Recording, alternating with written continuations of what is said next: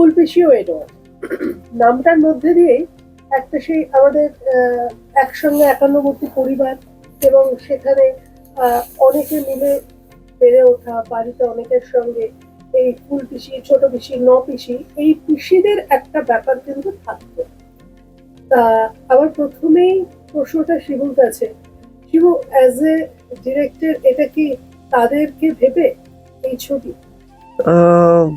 খানিকটা তো বটেই। আমরা পরিবারের গল্প বলতে ভীষণ পছন্দ করি, নন্দিতাদি এবং আমি। তাই মানে পরিবারের মানুষদের গল্প যখনই আসে তখন একটা আলাদা মজা পাই। তো সেইটা তো এই সিনেমায় তো ছিলই।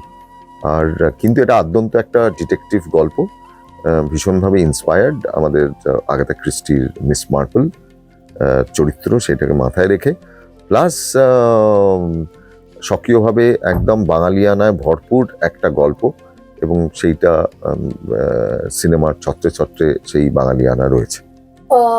অনন্যা, অনেকদিন পর, বহুদিন পর তোমার কাজ হচ্ছে শিবুর সঙ্গে, কিন্তু এখানে যেটা শিবু আগেও বলেছে, তোমার যেটুকু আমরা ট্রেলারের নাচের দৃশ্য দেখেছি, এবং এই ঘটনাটা কিন্তু এখন অনেকেই জেনেছে, তাও বোধহয় ওই সময় ওই শুটিংটা বোধহয় ভীষণই টাফ ছিল।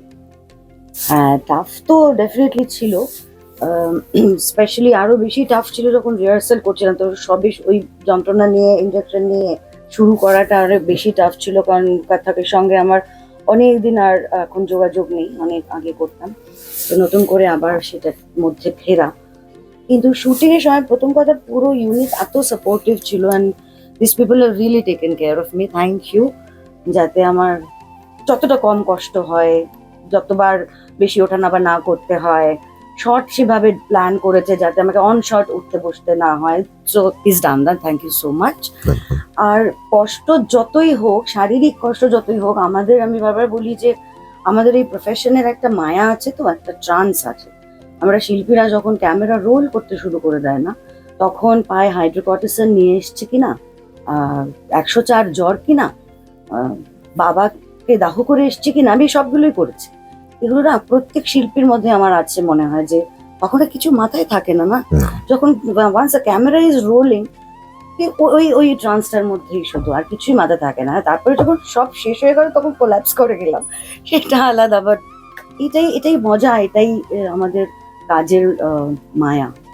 এরকম একটা ছবিতে এত জন রয়েছে, তো সেখানে কি কখনো মনে হয়েছে যে কাকে ছেড়ে কাকে দেখবে? এটা খুব ভালো প্রশ্ন। আচ্ছা, এটা প্রথমে বলতে হয় যে ইটস অ্যান এনসেম্বল কাস্ট, এবং এই ছবির গল্পটা যদি আমরা, যখন মানুষ দেখবেন গল্পটা, তখন বুঝতেই পারবেন যে কেন এনসেম্বল কাস্ট, এবং কেন গল্পের যে গতি, সেই গতির সঙ্গে প্রত্যেকটা ক্যারেক্টার কত ভিভিডলি ডিফাইন্ড। এবং আমার যেটা, আমি শিবুদার সামনেই বলছি, যে নন্দিতাদি এবং শিবুদার ছবির একটা বৈশিষ্ট্য হচ্ছে যে প্রত্যেকটা চরিত্র তার যথাযথ প্রাধান্য পায়। তো আমি জানি, আমি এই ধারাটাকে খুব ভালো করে চিনি, এবং যে কারণে আমার কখনো সেটা মনেই হয়নি। কারণ when I was briefed, I was not briefed by him. কারণ হচ্ছে যে আমি যেদিনকে শিবুদার একটা জিনিস হচ্ছে কি, ও যখন গল্প পড়ে, যখন স্ক্রিপ্ট পড়ে, তখন প্রত্যেকটা ক্যারেক্টার হয়ে পড়ে। তো এটা খুব ইন্টারেস্টিং, কিন্তু শিবুদার স্ক্রিপ্ট পড়াটা কিন্তু খুব ইন্টারেস্টিং, একটা সাংঘাতিক একটা উপভোগ করার মতন, একটা পুরো সিনেমাটা কিন্তু চোখের সামনে দেখতে পাওয়া যাবে, প্রত্যেকটা চরিত্র না হয়ে পড়ে। ওইটা আমি সেদিনকে মিস করেছিলাম। আমার একটা অন্য কারণে আমি আসতে পারিনি। তো আমাকে যেদিনকে দিদি ডেকেছিলেন, আমি উইন্ডোজের অফিসে এসেই আমার চরিত্রটা শুনেছিলাম, পুরো গল্পটা শুনেছিলাম। আমি সেদিনকে দিদি এত সুন্দর করে বুঝিয়ে বলেছিলেন, আমি তখনই বুঝে গেছিলাম যে এটা কোথায় যেতে চলেছে। সুতরাং আমার উত্তেজনা বা আমার এক্সাইটমেন্টটা সেই প্রথম দিন থেকেই ছিল। এবং আমি সত্যি ধন্যবাদ জানাচ্ছি নন্দিতাদিকে এবং শিবুদাকে, উইন্ডোজকে, আমাকে এই ছবিতে অংশগ্রহণ করার এই সুযোগটা দেওয়ার জন্য। এবং আমি আপ্লুত। আমিও ধন্যবাদ জানাচ্ছি। মে মাসটার সঙ্গে কোথাও একটা উইন্ডোজের সঙ্গে এমনি বাঙালি দর্শক কেন, সিনেমা প্রেমী দর্শকদের একটা গত কয়েক বছরে তোমরা সেই জায়গাটা তৈরি করে নিয়েছো। তো এবং সবাই জানে একটা ছবি আসবে, যে ছবিটা আমরা সামার ভ্যাকেশন এবং সেই ইয়েতে পরিবারের সকলকে নিয়ে দেখতে যাবো। তো সেখানে এবার তোমাদের বিষয় হচ্ছে এই যে মার্ডার মিস্ট্রি, এবং পরিবারের মধ্যে এরকম মিস্ট্রি বা রহস্য এরকম অনেক কিছুই থাকে। তার সঙ্গে পরিবারের সঙ্গে আবার একটু রাজনীতির গন্ধও থাকে। তা ছবিটা কি সেরকম কিছু? এক নম্বর, মে মাস, 20 তারিখ আমার জন্মদিন, তো সে কারণে মে মাসটা কোথাও একটা জন্ম মাস, আর সেটা উইন্ডোজের জন্য খুবই লাকি বলা যেতে পারে।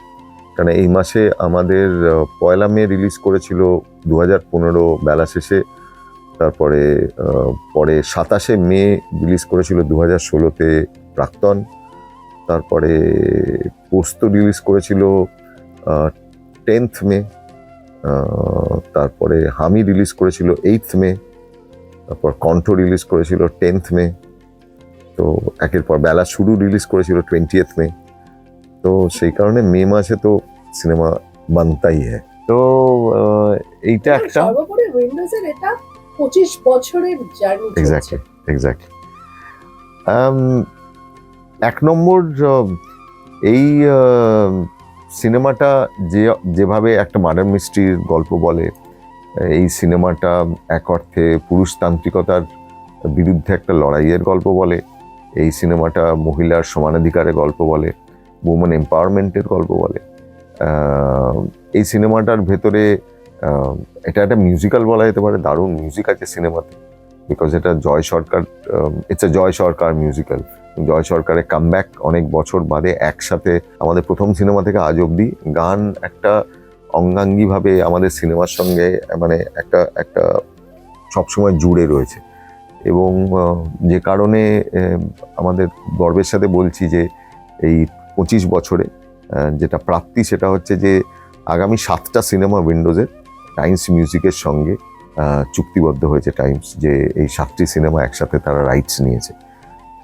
তো সেটা একটা খুব বড় ঘটনা আর কি। অনন্যা, এরকম এনসেম্বল কাস্টের মধ্যে তো কাজ পাওয়া এবং সেটাকে নিজেকে একটা আইডেন্টিটি পাওয়া, সেটা তো একটা ব্যাপার থাকেই আর কি। দেখো, প্রথম কথা হচ্ছে আমি দুটো জিনিসের জন্য কিছু না ভেবেই হ্যাঁ করে দিয়েছি। 1 নম্বর কারণ হচ্ছে যে বিগ স্ক্রিনে আবার আমি একটা নাচের পারফরমেন্স করতে পারবো, সেই সুযোগ করে দিচ্ছে কারা না, উইন্ডোজ। আমার পুরনো বন্ধু তো বটেই, এত সাকসেসফুল প্রডিউসার্স এরা। এবং আমি সত্যি কথা বলছি, এটা এক বিন্দু বানিয়ে বলছি না, আমার একজন কলিগ, আমার থেকে জুনিয়র একজন অভিনেত্রী, ওর সঙ্গে কাজ করেছে, সে জানিয়েছে যে কেন ওদের সঙ্গে কাজ করতে ভালো লাগে জানো, শিল্পীদের বড় সম্মান করে। তো সেটা দেখো, বাইরে থেকে শুনছো তুমি, তো দ্যাটস আ গ্রেট অনার। আর সত্যি আমি নিজেও কাজ করে দেখেছি যে প্রত্যেক শিল্পীকে, সাহেব যেমন বললো, অন ফ্লোর, আউটসাইড ফ্লোর এবং প্রত্যেকটা ক্যাপাসিটিতে যেভাবে সম্মান করেছে, সেখানে কাজের মেয়াদ কতটুকু হলো ইজ নট ইম্পর্টেন্ট, কিন্তু সেই কাজটাকে কতটা যত্ন করে ওরা আমাদের কাছে যত্ন করে মানে প্রেজেন্ট করার মতো জায়গায় নিয়ে গেল, সেটা ইজ মোর ইম্পর্টেন্ট। দেখো কি হয়, একজন পরিচালক যদি তার শিল্পীদের ভালোবাসে, শিল্পীরা জান দিবে। এক্স্যাক্টলি, আমি সেদিনই কথাটা বলছিলাম। এটা কিন্তু মানে আমার কথা নয়, এটা অনেক বড় বড় যারা পরিচালক, যারা অনেক কিছু দিয়ে গেছেন আমাদের বাংলা সাহিত্যকে, আমাদের সংস্কৃতিকে, আমাদের সিনেমাকে, এটা তাদের কথা। এবং director should know how to love his or her actors, এবং সেটা আমাদের নিজেও অ্যাক্টর, এবং নিজেও ও is a phenomenal actor himself. ওই জন্য ও জানে যে প্রত্যেকটা শিল্পীর ইমোশনাল হয়। হ্যাঁ, সুতরাং হ্যাঁ, খুবই স্পর্শকাতর হই আমরা আসলে, সামান্য জিনিসে মুখে জল চলে আসে। স্পর্শকাতর বলেই ও এটা করতে পারে আর কি। ঠিক আছে, এটা খুব এবং নন্দিতা দি as well, এত মাদারলি স্নেহে সবাইকে দেখেন। আমি বলছি ভালোবাসা কিরকম, ভালোবাসাটা কিভাবে ছবি হয়ে যাওয়ার পরও যে সেই রেশটা থেকে যায়, এবং তার জন্য আমাদের একটা ইমোশনাল একটা কোশ্চেন তৈরি হয়। এটা কিরকম, আমার এই যে দেখছো পেছনে আমাদের এই আমার যে লুকটা, এটা তো খুব অভিনব একটা লুক দিয়েছেন আমাকে নন্দিতা দি এবং শিবুদা। এবার এই লুকটা আমার খুব পছন্দ ছিল। ওখানে একটা বড় পোর্ট্রেট ছিল এখানে, যেখানে আমরা শুটিং করেছিলাম। আমি বলেছিলাম যে এটা যদি পেতাম, বাড়িতে একটু রাখতাম, এই তো সারা জীবন যখন রাজা ফিল হতো, কি আর হতো, আর কি আর হবে। আমিও তাহলে আবদার করবো আমার নাচের একটা। তো সেইটা কিন্তু আমাকে সুন্দর করে একটা, সেটা শুনছেন দিদি, একবার কানে গেছে ওরা, উনি আমাকে শুটিং এর পরে সুন্দর করে ফ্রেম করে আমাকে বাড়িতে পাঠিয়ে। আচ্ছা এটা- সাহেব, কখনো তাহলে এটা মনে হতো না এর আগে তখন অনেক চরিত্র তো ওনারা করেছেন, তো কখনো মনে হতো কোনো একটা ওনাদের ছবি দেখার পরই এই চরিত্রটার জন্য আমাকে হ্যাঁ, কেন?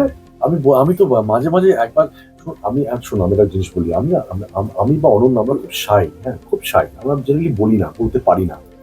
কোথায় মনে হয় যে না মানে যদি সেরকম কোনো চরিত্র বেরোয় ও ঠিক যেখানে থাকি খুঁজে বার করে ডেকে নেবে।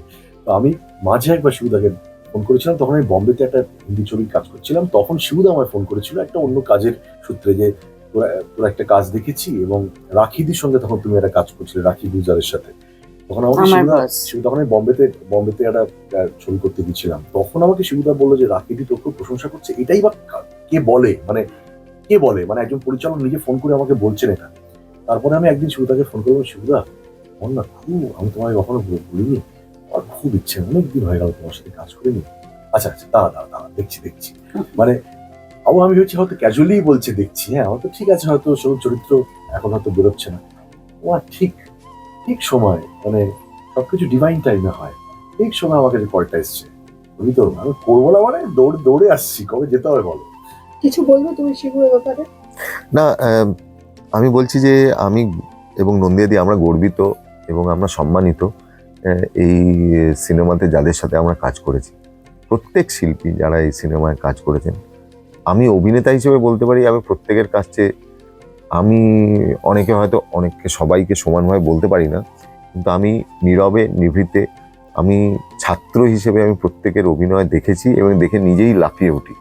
যেমন আমি এবং এক একজনের ডেলিভারি দেখে আমি বলি যে আরে এটা কি করে বললো। যেমন একটা জায়গা আছে যেখানে সাহেব বলে যে যখন অধিকারের কথাটা নিয়ে বলে যে মেয়েদের অধিকার, মানে ওই যেভাবে সংলাপটাও বলে আর কি, আমি ওটা রিভাইন্ড করে দেখেছি। দেখে আমি বারবার আমি জিনিয়াকে বলেছি যে জিনিয়া দেখলে কিভাবে ডায়লগটা বললো, আর বারবারই না তখন আমি একজন অভিনেতা হয়ে যাই। তখন আমি বলি আমি পারতাম না এরকম ভাবে, কিরকম ভাবে বললো। হ্যাঁ, তারপর অনন্যা একটা জায়গা আছে যেখানে চুলটা এরকম করে অনন্যার একটা এন্ট্রি আছে, আমি না ওই এন্ট্রিটা বারবার তাকিয়ে আমি বলি কি হ্যাঁ কিরকম ভাবে ঢুকলো বলো। হ্যাঁ, তারপর একটা জায়গা আছে যেখানে রজতা বোদ্দার দিকে তাকিয়ে বলে আপনার মাইনের চেয়ে একটু কম। এই যে বলে আমি বলছি আচ্ছা কি, আমি না বারবার ভাবি কি করে পারলো ওরম ভাই বলতে, আর গলাটা কি ওইভাবে ওরমই করেছিল নাকি আলাদা করলো, নাকি গলাটা ওই সময় বোধহয় ওরকম করে ফেললো। তো যেরকম অর্জুনদার যেরকম একটা জায়গায় অনামিকা দি একটা সংলাপ আছে, অনামিকা দির মানে আমাদের ট্রেলারে আছে সংলাপটা, আমাদের সিনেমাতেও আছে। বয়সের জায়গায় উনি বলছেন আর কি, তো সম্পত্তি, হ্যাঁ আর এ বয়সে আর কি, আর এই ডায়লগটা যখন বলেন যেভাবে থ্রোয়িং, আমি বলছি মানে একটা এক্সপিরিয়েন্স না হলে ওই থ্রোটা আসে না। তো কাজেই আমি বলছি আমাদের বাংলায় যে সমস্ত অভিনেতা অভিনেত্রী আছেন আমি বিশ্বাস করি তারা এক একজন সম্পদ। আমরা কোথাও সেলিব্রেট করতে ভুলে গেছি যে এইসব অভিনেতাদের তাদের কাজের জায়গাটা। অন্তত আমার ফিল্মোগ্রাফিতে তো আমি লিখতে পারবো যে অর্জুনদার এত বছর ফিরে আসার কাজ এটা, জয় সরকার এই ছবিতে আবার কামব্যাক করছে, কি আজকে আমি রাইমার সঙ্গে প্রথমবার কাজ করছি, কি রজতাভ দত্তর সাথে এই ছবিতে 32 বছর বাদে প্রথমবার কাজ করছে। তো এই জিনিসটাই কিন্তু নিজেদের কাছে কোথাও একটা বলার ছিল যে আক্ষেপ যেন না থাকে যে এদের সঙ্গে কাজ করে যেতে পারিনি, এর সাথে সামনাসামনি ওর অভিনয়টা তো দেখেছি, সেইটা কোথাও একটা বলা দরকার যে আমি আমার জীবদ্দশায় আমি অনন্যা চট্টোপাধ্যায়ের সাথে কাজ করে গেলাম। এইটা কিন্তু একটা বড় ব্যাপার। এবং অনন্যা চ্যাটার্জির নাচটা কিন্তু আমি শুট করেছি, আমাদের সিনেমায় আমি করেছি সারা রাত। মানে তার ডাক্তার আমায় ফোন করে বলছে ও কিন্তু পারফরমেন্স করবে, ও পারবে না কিন্তু তুমি কিন্তু ওটা দেখো। আমি জানি না ও ইঞ্জেকশন নিয়ে পারফর্ম করছে, আমি না ভাবছি যে এবার পারবে তো না পড়ে যাবে, এবার পারফরমেন্সটা হয়ে যাওয়ার পর দেখে শুয়ে পড়লো। এটা তো আমি সাক্ষী হয়ে রইলাম আমার জীবনে। তো এই জিনিসগুলোই পাওয়া, মানে অভিনেতা হিসেবে পরিচালক হিসেবে এটা একটা এক্সপেরিয়েন্স এই সিনেমাটা আমার কাছে। এবং এটা যে শিবুদা বলছেন, তো আর আমরা বলছি শিবুদার জন্য, নন্দিতাদির জন্য, যে আমরা যে কতটা সমৃদ্ধ, আমরা যে প্রতিটা মুহূর্তে, মানে আমি আমার কথা আমি অন বিহাফ অফ অনন্যাও বলছি, তোমার কাছে, দিদির কাছে, যে আমরা প্রতিটা মুহূর্তে কি শিখেছি বা কি শিখি সেটা আমরা জানি। ঠিক সত্যি, আছে? এবং সুতরাং আমার আমাদের প্রার্থনা থাকবে এবং Exactly, উইশ আমরা থাকবে fulfilled, শিবুদা। সব শিল্পীদের নিয়ে তুমি কাজ হ্যাঁ, করতে সব জানো, জানো শিল্পীদের নিয়ে পারে যেন তোমার তুমি সঙ্গে কাজ- কাজ যেন- করতে, যেন তুমি না আমি করো। চেষ্টা করি, কারণ আমি প্রত্যেক চেষ্টা করবো। শিল্পীর উচিত একবার করে তোমাদের হাউসে কাজ করা। এটা আমি অন্তর থেকে এটা আমি মনে অন্তর করি। থেকে কামনা করি, কারণ যারা সত্যি ভালো কাজ যারা করেন এবং যারা সত্যি কাজটাকে যাপন করেন, হ্যাঁ, তাদের কিন্তু এটা একটা রাইট জায়গা, এবং একদম। শিবুদা কিন্তু সেই জায়গাটা প্রত্যেককে দেয়।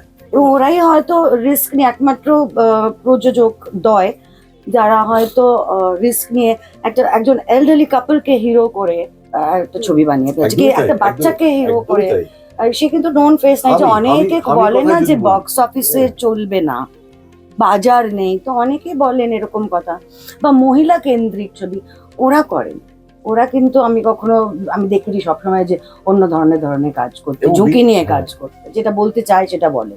তাহলে একটাই কথা বলতে হবে যে ফুলপিসি আর তার এডওয়ার্ডের কর্মকাণ্ড দেখতে হলে 29শে মে। হ্যাঁ, হ্যাঁ। 29শে মে কিন্তু। 29শে মে মে। 2026 এই আসছে, ফুলপিসি এডওয়ার্ড রিলিজ করছে, প্লিজ আসুন ছবিটা দেখুন।